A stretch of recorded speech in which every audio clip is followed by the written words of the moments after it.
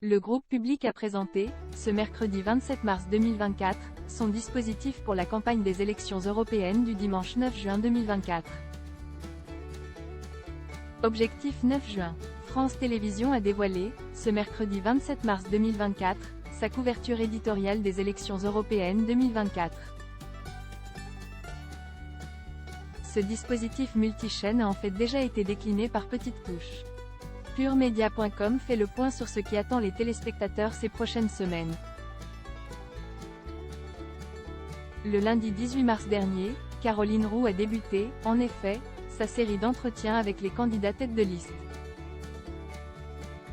Dans la foulée du journal de 20h d'Anne-Sophie Lapix, l'intervieweuse politique a déjà reçu Marion Maréchal, Reconquête, Léon Desfontaines, Parti communiste français, et François-Xavier Bellamy, Les Républicains, dans l'événement. L'interview, format lancé en début de saison dernière, est décliné pour ces élections européennes. 6 primes sur France 2, dont un débat à quelques jours du scrutin. Celle qui officie aussi en qualité de meneuse de débat dans C'est dans l'air sur France 5 présentera en mai 2024 une spéciale élections européennes de l'événement en prime time. Frontières, politique migratoire, souveraineté alimentaire, pouvoir d'achat, énergie, transition écologique, défense et guerre aux portes de l'Europe. L'émission traitera les grands thèmes qui font l'actualité de cette campagne électorale, promet ainsi France Télévisions, qui consacrera entre mars et juin 2024 6 primes à ce premier rendez-vous entre les Français et les urnes depuis la réélection d'Emmanuel Macron en 2022. À quelques jours du scrutin du 9 juin 2024, France 2 organisera enfin l'événement, le grand débat des européennes. Caroline Roux recevra sur son plateau les principaux candidats et têtes de liste des formations politiques.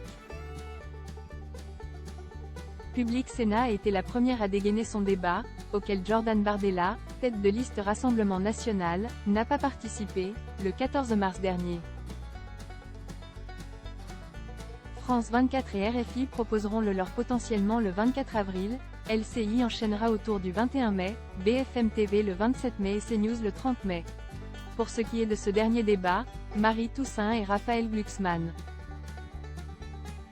respectivement tête de liste Europe Écologie Les Verts et Place Publique, soutenus par le Parti Socialiste, ont annoncé qu'ils n'y mettraient pas les pieds. Le soir du vote, Anne-Sophie Lapix et Laurent Delahousse présenteront ensemble la soirée électorale, réalisée par les équipes de la rédaction nationale de France Télévisions en partenariat avec Ipsos Soprasteria. Analyse, décryptage, reportage et réaction sont au programme, avec de nombreux invités politiques en plateau et les envoyés spéciaux et correspondants de la rédaction nationale de France Télévisions en duplex des capitales européennes et dans les QG de campagne, écrit le groupe Public. France Info, Canal 27, qui a organisé le premier grand débat sur la transition écologique et sociale le 27 mars dernier, proposera sa propre soirée électorale. Dimanche en politique spéciale européenne dès le 21 avril sur France 3. Francis Letellier proposera du 21 avril au 2 juin une série d'émissions spéciales européennes du magazine hebdomadaire Dimanche en politique qu'il présente le 7e jour de la semaine sur France 3. Le journaliste recevra les principales têtes de liste à 11h40 dans l'entretien et en deuxième partie avec l'invité, à 11h55. Fidèle à sa ligne, le magazine politique de France 3 mettra en avant les attentes des Français sur les enjeux européens, qui ont des retombées dans tous les domaines de la vie quotidienne. À travers des séquences réalisées sur le terrain, Dimanche en politique fera entendre la voix des Français pour lesquels l'Europe est parfois loin, et mettra les politiques face à ces témoignages et interrogations. De même, la campagne sur le terrain et les meetings seront au cœur de ces numéros, précise France Télévisions. De son côté, Nous, les Européens, le magazine d'information présenté par Éléonore Gay et diffusé le jeudi en troisième partie de soirée sur France 2, réfléchira au cours de 3 émissions inédites de 52 minutes à 3 questions précises. Comment l'Europe s'engage pour faire face à la crise climatique ? Comment compenser le déclin démographique du continent? Quelle défense pour le continent européen?